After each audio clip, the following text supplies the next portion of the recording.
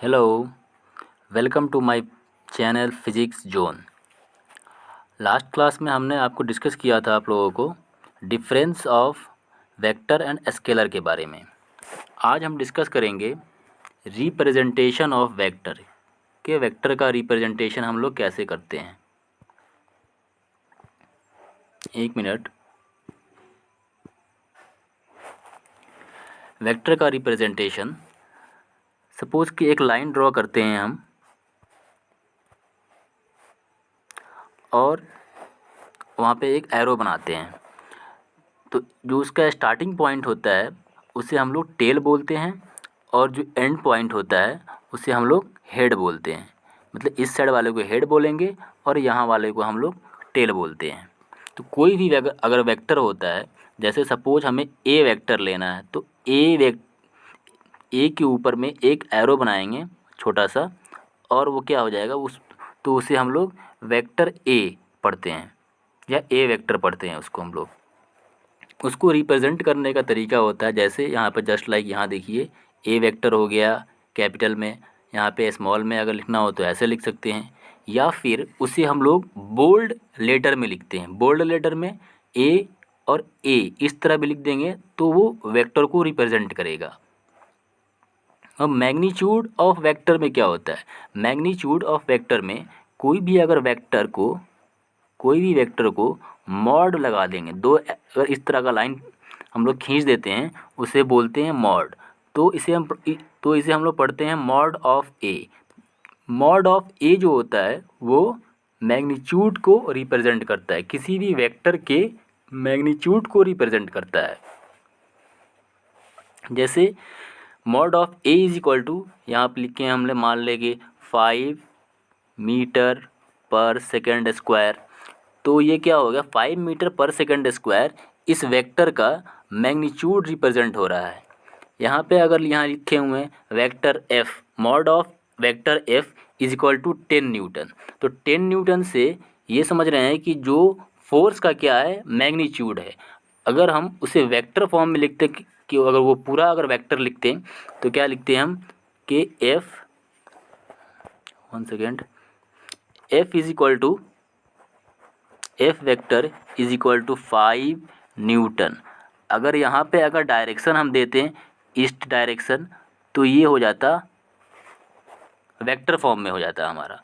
ये एफ जो है वो फोर्स का जो वो वेक्टर फॉर्म यहाँ डिनोट कर रहा है। बट अगर उसमें अगर हम मॉड लगा देंगे, जैसे यहाँ लगा हुआ मॉड अगर लगा देंगे हम F, mod F is equal to 10 newton, तो ये हमारा मैग्नीट्यूड को रिप्रेजेंट कर रहा है। एक और पॉइंट होता है लेंथ ऑफ द लाइन। अगर कोई लाइन ड्रॉ कर रहे हैं तो जितना उसका लेंथ होता है उस लेंथ को हम लोग मैग्नीट्यूड ऑफ वेक्टर क्वांटिटी बोलते हैं। Length of the line is equal to magnitude of vector quantity.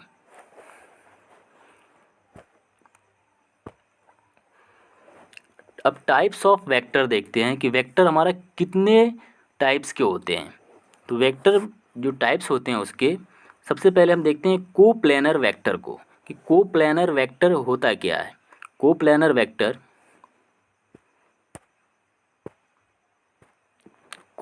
Vector ऐसे वेक्टर को कहते हैं जो एक ही प्लेन में लाई करे, मतलब सेम प्लेन में रहता हो। जैसे अगर एक्स वाई प्लेन है तो वो एक्स वाई प्लेन में रहेगा, या फिर अगर वाई जेड प्लेन है तो वो वाई जेड ही प्लेन में रहेगा। जैसे यहाँ पे है वेक्टर ए, वेक्टर बी और वेक्टर सी, ये तीनों एक ही प्लेन में लाई कर रहे हैं, एक्स वाई प्लेन में, एक्स और वाई प्लेन में लाई कर रहे हैं। इसलिए ए बी सी को हम लोग क्या कहेंगे, कोप्लेनर वेक्टर कहते हैं। A B C lies in the same plane, so these are coplanar vector. और एक और चीज़ है यहाँ पे, ये देखिए, two vectors are always coplanar. Means दो वेक्टर अगर लेंगे, कोई भी दो वेक्टर अगर हम लेंगे तो वो हमेशा कोप्लेनर होते हैं, एक ही प्लेन में लाई करेंगे। जैसे आपको समझाते हैं यहाँ पे हम, अगर ये एक्स वाई प्लेन है,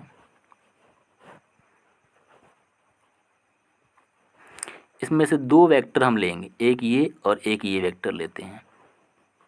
ये ए वेक्टर ले लेते हैं और ये बी वेक्टर ले लेते हैं, ये ए वेक्टर और ये बी वेक्टर। तो ये किस में लाई कर रहा है, एक्स वाई प्लेन में ये हमारा लाई कर रहा है। अब दूसरा एग्जांपल देते हैं, अगर कोई ये वेक्टर लेते हैं, ये एक्स, ये वाई और ये जेड, ये एक्स हो गया, ये वाई हो गया, इधर में जेड हो गया। अगर कोई वेक्टर इस प्लेन में लाई करे, इस प्लेन में दो वेक्टर अगर लाई करता हो, ये ए और ये बी, तो ये क्या हो जाएगा हमारा, ये भी हमारा एक ही प्लेन में लाई करेगा, एक्स और जेड प्लेन में लाई कर रहा है ये ए बी वेक्टर। तो जब भी दो वेक्टर लेते हैं, दो वेक्टर हमेशा कोप्लेनर होते हैं। और थ्री वेक्टर्स क्या होते हैं, थ्री वेक्टर्स हमारे मे और मे नॉट बी कोप्लेनर, वो कोप्लेनर हो भी सकते हैं और नहीं भी हो सकते हैं। जैसे यहाँ एग्जांपल में यहाँ पे तीन वेक्टर हैं ए बी सी, ये कोप्लेनर हैं। बट अगर कोई एक्स वाई और जेड तीनों प्लेन में अगर वेक्टर रहे तो वो कोप्लेनर नहीं हो सकते हैं। तो थ्री वेक्टर्स वो कोप्लेनर हो भी सकते हैं और नहीं भी हो सकते हैं। बट टू वेक्टर्स रहेंगे, दो वेक्टर हमेशा कोप्लेनर होंगे। अब समझते हैं कोलीनियर वेक्टर। कोलीनियर का मतलब क्या होता है कि कोई भी पॉइंट अगर वो सेम लाइन पे वो अगर एग्जिस्ट करे तो उसे हम लोग कहते हैं कोलीनियर पॉइंट्स बोलते हैं। उसी तरह कोलीनियर वेक्टर्स है, अगर कोई वेक्टर्स सेम लाइन पे लाई करता हो, जैसे यहाँ पे ए और बी, ये इसका जो लाइन है वो क्या है, ये सेम लाइन है। जैसे यहाँ से अगर हम डॉटेड लाइन से अगर इसको हम मिलाएंगे तो क्या हो जाएगा, ये हमारा सेम लाइन पे हो जाएगा। तो ये सेम लाइन पे लाई कर रहा है, इसलिए ये वेक्टर कोलीनियर है। जैसे यहाँ पे ए और बी का डायरेक्शन चेंज से वहाँ पे ये कोई मतलब नहीं है, बस हमें मतलब इससे रखना है कि वो सेम लाइन पे लाई करना चाहिए। तो ये भी हमारा कोलीनियर है। और ये वेक्टर ए बी सी यहाँ देख रहे हैं, ये एक ही लाइन पे लाई कर रहा है, तो ये भी हमारा कोलीनियर है। यहाँ पे क्या है, अब यहाँ पे थोड़ा देखिए, ये जो वेक्टर है ए, फर्स्ट वेक्टर ए हो गया, इस डायरेक्शन में बी वेक्टर है, मीन्स ए और बी दोनों एक दूसरे के पैरेलल है। तो अगर पैरेलल वेक्टर होते हैं तो उसको अगर शिफ्ट करेंगे, इसे अगर उठा के हम शिफ्ट करें ऊपर की तरफ, तो ये वेक्टर हमारा कैसा बन जाएगा, ऐसा बनेगा। ए वेक्टर इस डायरेक्शन में बन जाएगा और बी जो वेक्टर होगा वो इसके इस डायरेक्शन में बन जाएगा, मीन्स सेम लाइन पे वो लाई करेगा, इस डायरेक्शन में बनेगा हमारा बी वेक्टर। ए यहाँ बन जाएगा और बी इस डायरेक्शन में बन जाएगा। तो इस मतलब ये जो एग्जांपल्स है ये कोलीनियर वेक्टर्स के एग्जांपल हैं। अब कॉन्करेंट वेक्टर क्या होता है, कॉन्करेंट वेक्टर ऐसे वेक्टर को हम कहते हैं जो सेम पॉइंट पे लाई करे, सेम पॉइंट पे। जैसे यहाँ पे F1, F3 और F2 थ्री वेक्टर्स हैं, ये एक ही पॉइंट पे लाई कर रहा है। एक पॉइंट ये हुआ, ये सेम पॉइंट पे अगर लाई करेगा, सेम पॉइंट पे अगर वो वहाँ पे फोर्स वहाँ पे एक्ट कर रहा है, तो ऐसे फोर्स को हम लोग क्या बोलेंगे, कॉन्करेंट फोर्स है। और फोर्स एक वेक्टर क्वांटिटी है, इसलिए ये जो लाइंस है ये, तो इन लाइंस को हम लोग क्या कहेंगे, कॉन्करेंट वेक्टर। सपोज डैट अगर कोई फुटबॉल मैच हो रहा है फुटबॉल का, सपोज एक प्लेयर उसे इस डायरेक्शन से किक कर रहा है, दूसरा उसे इस डायरेक्शन से किक करेगा, तीसरा अगर इस डायरेक्शन से आके अगर किक कर रहा है, ठीक है, एक ही जगह बॉल है, उसको अलग अलग डायरेक्शन से तीन लोग किक कर रहे हैं, तो जिस साइड में फोर्स ज़्यादा होगा बॉल उस डायरेक्शन में चला जाएगा। बट फोर्स कहाँ लग रहा है, सेम पॉइंट पे लग रहा है, एक ही पॉइंट पे लग रहा है। तो हम क्या कहेंगे, तीनों जो पर्सन है, तीनों जो खिलाड़ी है, वो कॉन्करेंट फोर्स लगा रहे हैं। आई होप आप लोगों को समझ में आ गया होगा कॉन्करेंट वेक्टर। तो आगे हम बढ़ते हैं जीरो वेक्टर पे, कि जीरो वेक्टर क्या होता है। जीरो वेक्टर को हम लोग नल वेक्टर भी बोलते हैं, जीरो वेक्टर को हम लोग नल वेक्टर भी बोलते हैं। ए वेक्टर विच है zero magnitude is called zero vector. Means zero vector जो होता है उसका मैग्नीट्यूड जीरो होता है, बट डायरेक्शन जो होगा वो किसी भी डायरेक्शन में हो सकता है जीरो। अगर सपोज़ के डिस्प्लेसमेंट की बात कर रहे हैं, अगर वो सर्कल है, कोई एक सर्कल है, अगर कोई पर्सन यहाँ से स्टार्ट कर रहा है रनिंग और यहीं पे आके वो फिर से ख़त्म कर दे रहा है अपना रनिंग को, तो क्या कहेंगे, इसका डिस्प्लेसमेंट जीरो है, मीन्स इसका मैग्नीट्यूड जीरो है, बट डायरेक्शन क्या, डायरेक्शन यहाँ से अब वो किसी भी डायरेक्शन में हो सकता है। तो कोई भी वेक्टर होता है वो उसकी मैग्नीट्यूड जीरो होगी, बट उसका डायरेक्शन जीरो नहीं होगा। डायरेक्शन तो हमारा कहीं भी हो सकता है, इसलिए उसके जो डायरेक्शन होता है वो किसी भी डायरेक्शन में होता है, बट नल वेक्टर या फिर जीरो वेक्टर का मैग्नीट्यूड जो होगा वो हमेशा क्या होगा, जीरो होगा, इसलिए इसे हम लोग जीरो वेक्टर बोलते हैं।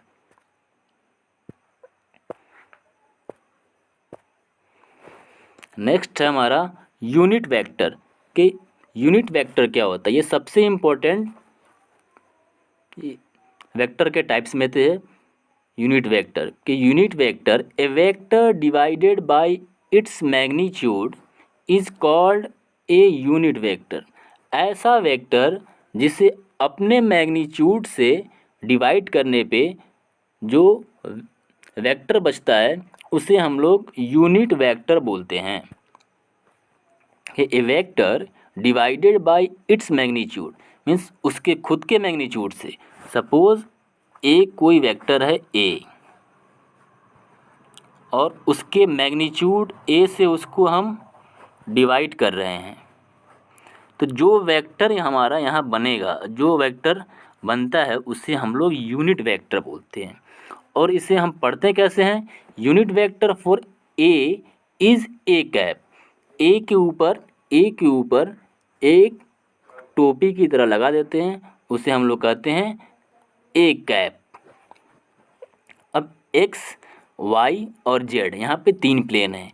एक्स डायरेक्शन में आई कैप बोलते हैं, means I cap unit vector होता है, और वाई डायरेक्शन में जे कैप यूनिट वेक्टर होता है, और जेड डायरेक्शन में के कैप यूनिट वेक्टर होता है हमारा।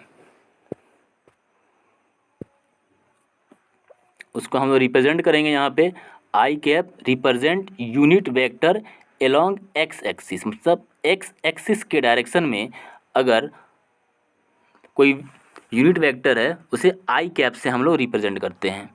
जे cap represent unit vector along y axis. Y axis की मतलब इस एक्सिस के अगर कोई एलोंग में वेक्टर है तो उसे हम लोग जे कैप बोलेंगे, जे कैप वेक्टर बोलते हैं, यूनिट वेक्टर बोलते हैं। और इस डायरेक्शन में है, ये नहीं है जेड, यहाँ पे के कैप है, तो के कैप इज इक्वल टू क्या हो जाएगा, मतलब ये क्या रिप्रेजेंट कर रहा है हमारा, unit vector along Z axis. Z axis के एलोंग जो वेक्टर होता है उसे हम लोग के कैप कहेंगे, ठीक है। के कैप यूनिट वेक्टर हो जाएगा हमारा। यहाँ से एक फॉर्मूला बनता है हमारा, a cap is equal to a vector by mod of a, means इसका मतलब इसके मैग्नीट्यूड से, ए के मैग्नीट्यूड से ए वेक्टर को हम लोग डिवाइड कर देंगे तो क्या बन जाएगा, ए कैप बन जाता है, ए हमारा यूनिट वेक्टर बन जाता है। और यहाँ पे क्या कर दें, यहाँ पे क्रॉस मल्टीप्लाई हो गया, ए वेक्टर इज इक्वल टू क्या हो जाएगा, मॉड ऑफ ए। अगर किसी भी मैग्नीट्यूड में यूनिट वेक्टर से मल्टीप्लाई कर दें तो क्या बन जाता है, वो वेक्टर बन जाता है। तो जनरली हम यूनिट वेक्टर का जो यूज करते हैं वो डायरेक्शन निकालने के लिए करते हैं, डायरेक्शन निकालने के लिए करते हैं। यूनिट वेक्टर का यूज़ डायरेक्शन निकालने का नहीं करते, क्योंकि इसका मैग्नीट्यूड जो होता है वो 1 होता है, और किसी भी वेक्टर में अगर उसके एक से अगर मल्टीप्लाई कर दें तो वो वेक्टर हमारा चेंज नहीं होगा, सिर्फ वो डायरेक्शन रिप्रेजेंट करता है। सपोज़ कि आप अगर दिल्ली से कोलकाता जा रहे हैं, ठीक, तो दिल्ली से आप कोलकाता जा रहे हैं तो एक डायरेक्शन है हमारा, ठीक। अगर उसमें आप एक यूनिट, सपोज़ कोई भी अगर 1 मिनट आप अगर चल रहे हैं, 1 मिनट अगर आप वहाँ पे कवर किए, बट उसका मतलब कि किस डायरेक्शन में आप कवर किए हैं, कोलकाता के डायरेक्शन में आप कवर किए हैं, तो ये हमारा क्या हो जाएगा, यूनिट वेक्टर होगा। जो 1 है 1 और जो डायरेक्शन हो जाएगा हमारा कोलकाता की तरफ, सपोज़ कि वो एक्स डायरेक्शन में है तो आई कैप लगा देंगे। तो क्या करता है हमारा यूनिट वेक्टर जो होगा वो डायरेक्शन को निकालने के लिए हमेशा काम आता है।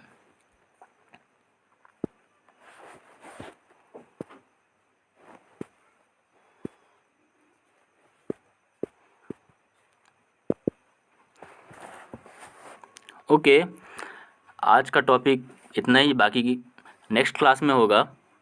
अगर आप लोगों की वीडियो अच्छी लगी और कुछ आप लोगों को फ़ायदा मिला, इससे वीडियो समझ में आया, तो प्लीज़ लाइक करें, सब्सक्राइब करें और बेल आइकन को प्रेस करें, ताकि हमें मोटिवेशन मिलता रहे और हम इससे अच्छी वीडियो बनाने की कोशिश करें। Thank you to all.